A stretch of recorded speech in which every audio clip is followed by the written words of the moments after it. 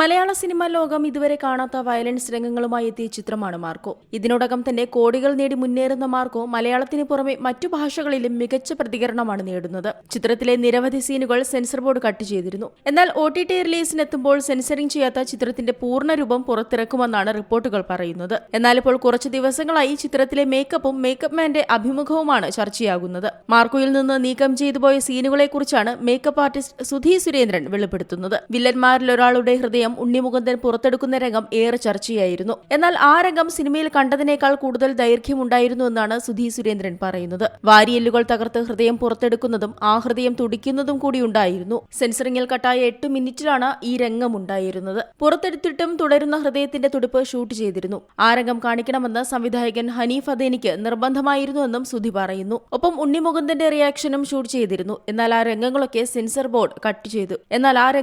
Sensor ചെയ്തു പോയി. ഏതായാലും ഡിസംബർ 20 ക്രിസ്മസ് റിലീസായി തിയേറ്ററുകളിലേക്ക് എത്തിയ മാർക്കോ ബോക്സ് ഓഫീസിൽ വലിയ നേട്ടം സ്വന്തമാക്കിയാണ് മുന്നേറുന്നത്. Entertainment desk, Zee Malayalam news.